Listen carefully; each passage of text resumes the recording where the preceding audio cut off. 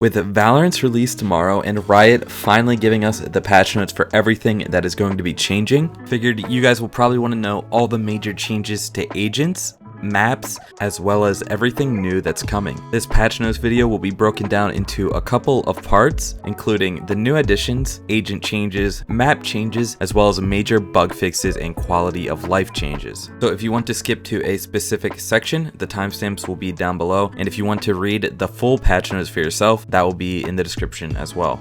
So first up, coming with release, we have a new map, ASCENT, and a new agent, REYNA. Every Valorant map has a unique feature, and the unique feature of ASCENT is a way to open and close off different parts of the map. So when REYNA kills enemies, they leave behind soul orbs that last on the ground for 3 seconds. Her Q, Devour, allows her to instantly consume a nearby soul orb, which rapidly heals her for a short duration. This can also overheal her by up to 50 armor, however that armor bonus will decay down to 0 over time. If REYNA's ultimate Empress is active during this time, Devour will automatically cast and will not consume the soul orb.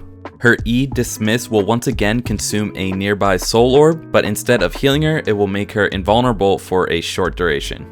Her C ability, Leer, will throw an eye a short distance away. All enemies in the area who look into it will be nearsighted, similar to Omen's Paranoia. Her ultimate ability, Empress, puts REYNA into a frenzy, which increases her fire speed, her equip and reload speed, and upon getting a kill in this mode, the timing on her ultimate will refresh. We also have a new game mode coming called Spike Rush, which is an 8 to 12 minute game mode that is great for casual games and warm-ups. Moving on to agent changes, we have a bunch of different buffs, nerfs, and changes to Sage, Raze, Jett, Phoenix, and Omen. Sage got a couple of different nerfs, which includes increasing her heal cooldown by 10 seconds to 45 total seconds. Her barrier orb, aka her wall, health has been reduced by 200 to 800 total, as well as the duration of the wall has been decreased from 40 seconds down to 30 seconds. Sage's wall also now shows on teammates' maps, like how other smokes and abilities in the game do.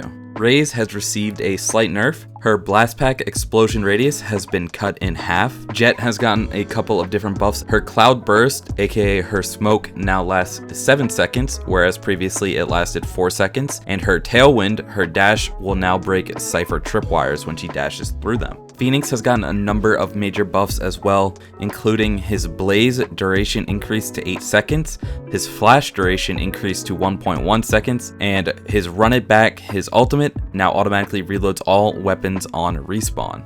Omen has some major changes coming to his kit. First off, his Paranoia, which is his blind, must now be pulled out and then fired, whereas before you would just press the ability button and then it would throw the Paranoia out. His dark cover has had its controls changed to instead now use the left and right clicks to change its distance, and you throw the smoke by reusing the ability key. And they have also added something called a phaser world to his dark cover, which allows him to see through walls to better place the smoke. You can also see his shrouded step on the minimap now to more easily see where you'll be teleporting to. And finally, his ult actually got a pretty big buff, which is that you can now cancel it when you're in shade form, however it will still use ult points. This will allow you to start teleporting to an area with your ult, and then if you realize you are in danger, you can cancel it and go back to safety. As for map changes, really the only major map change that they even mentioned was that now for Split, they opened up the middle of the map a little bit to try and better provide the attackers a way to break through the stair choke.